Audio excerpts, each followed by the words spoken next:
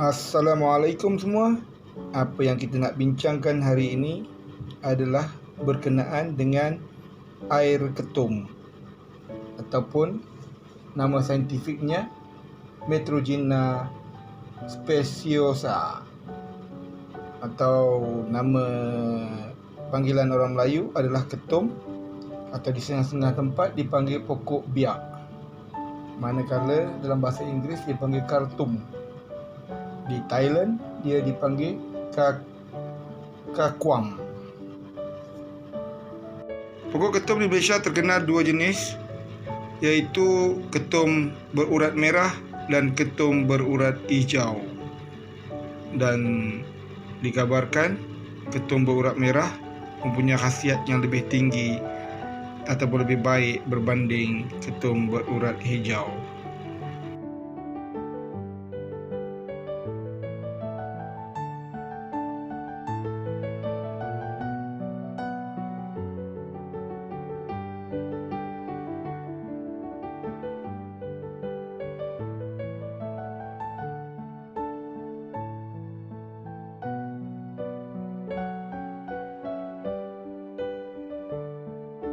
Mengikut tradisi orang-orang dahulu, warisan orang lama, penggunaan daun ketum biasa digunakan orang-orang dahulu di dalam penggunaan sebagai pemulih tenaga, terutama bagi petani-petani yang memerlukan tenaga yang banyak.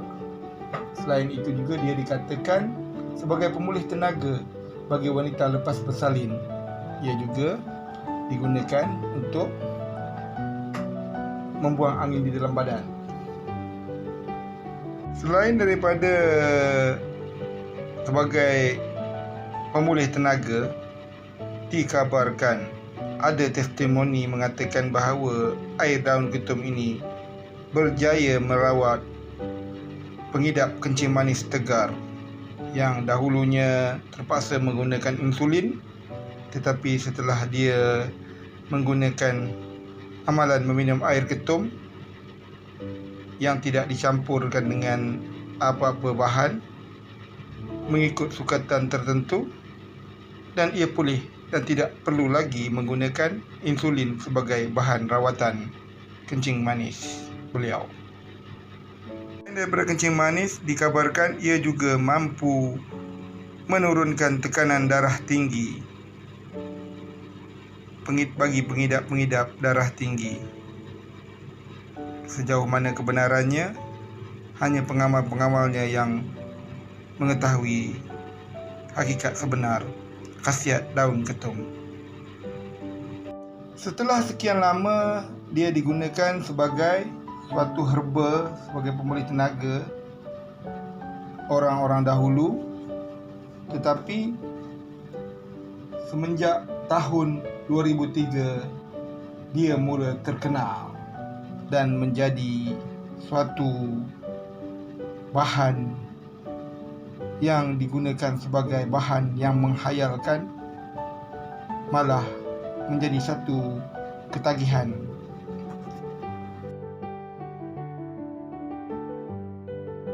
Banyak kajian telah dilakukan, tetapi sehingga ke hari ini belum ada keputusan yang tepat ataupun belum ada dos-dos tertentu yang boleh membenarkan penggunaan daun ketum secara komersial ataupun secara peribadi. Namun begitu, daun ketum ini ataupun air rebusan daun ketum ini menjadi satu kesalahan adalah berpunca daripada penyalahgunaan daripada pihak-pihak tertentu yang menyebabkan mencemarkan nama ataupun penggunaan daun ketum ini sendiri.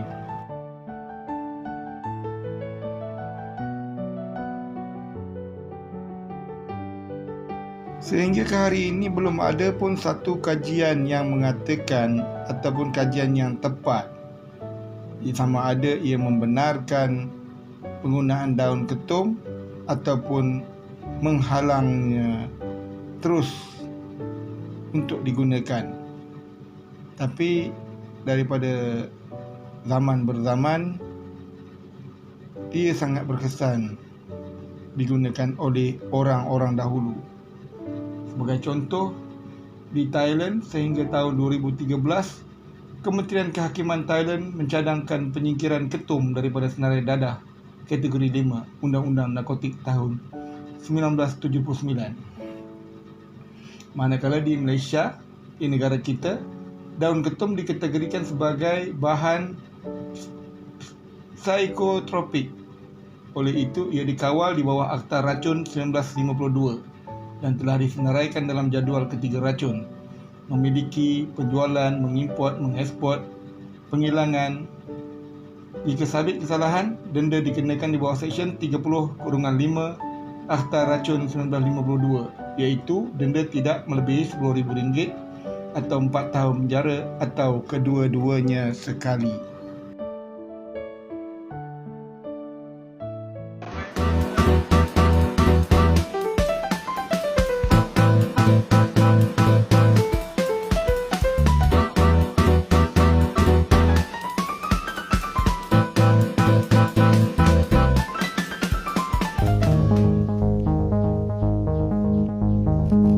Sebenarnya saya telah melakukan beberapa kajian bersama dengan pengguna ketum di Malaysia. Mereka ini menggunakan ketum original ataupun kita kata ketum asli lah.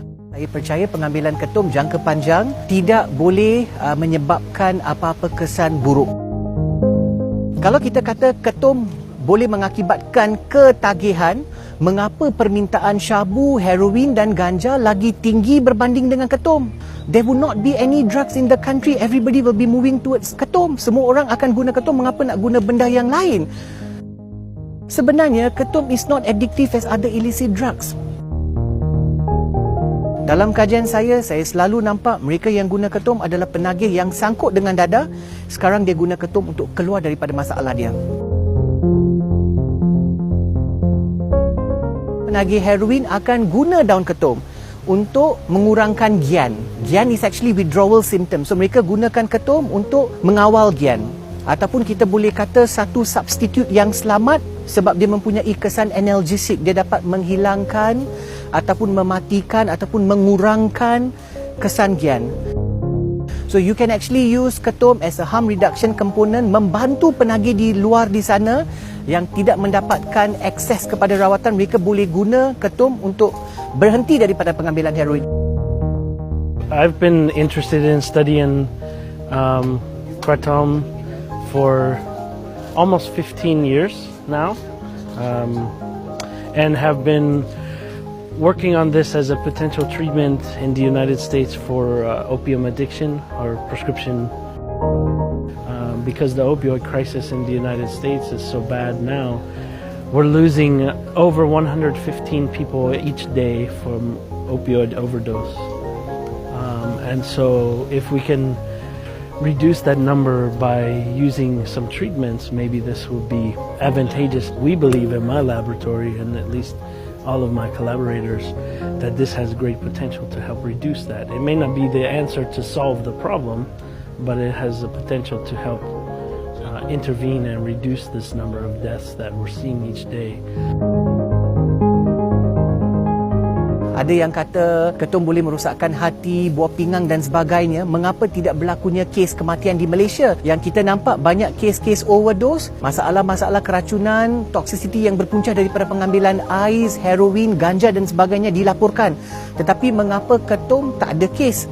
Dan kita kena faham semua kes kematian yang dilaporkan di negara barat seperti di United States, banyak kes kematian dan keracunan yang dilaporkan berlaku apabila ketum tiruan ataupun daun ketum dalam bentuk serbuk dicampur dengan bahan-bahan yang lain. One reason that I want to come here is to understand what is the traditional use, how is it being used, and what are the differences in use that we see here, where it's been used safely for many hundreds of years, versus what we see in the United States, where there's a lot of controversy, a lot of problems with the youth using this to try and get high and using in very concentrated amounts. Dalam kajian saya, apabila saya bekerja dan menemu bual mereka-mereka yang telah mengamalkan pengambilan ketum lebih daripada 20 tahun, 25 tahun, 30 tahun, pengambilan mereka dalam kuantiti yang sederhana, saya tak pernah tengok mereka mengalami masalah kesihatan. Mereka dah mengamalkan pengambilan ketum sebagai ubat kampung ataupun it is a herbal remedy that you can use to cure diabetic, darah tinggi, kencing manis dan masalah-masalah kesihatan yang lain lah telah diamalkan. Bukan kata 10-15 tahun, dah diamalkan 100 over years. I believe that ketum is not harmful. For time being, ketum is not harmful. Yes, it is only harmful when you misuse it excessively dalam keadaan kuantiti yang tinggi dan jus ketum dicampur dengan bahan-bahan yang lain seperti ubat batuk dan digunakan bersama dengan Aramine 5, benzodiazepine dengan dada-dada yang lain. Mereka inilah yang menjejaskan image ketum because you're already modifying the cocktail dan dia memberi kesan yang lain. It's no longer ketum. Kalau ketum is addictive, there is no point for them to add bahan-bahan yang lain. As a researcher, I believe mereka-mereka yang sangkut dengan masalah dadah menggunakan ketum sebagai satu bahan yang selamat untuk bantu mereka keluar daripada masalah penyalahgunaan dadah.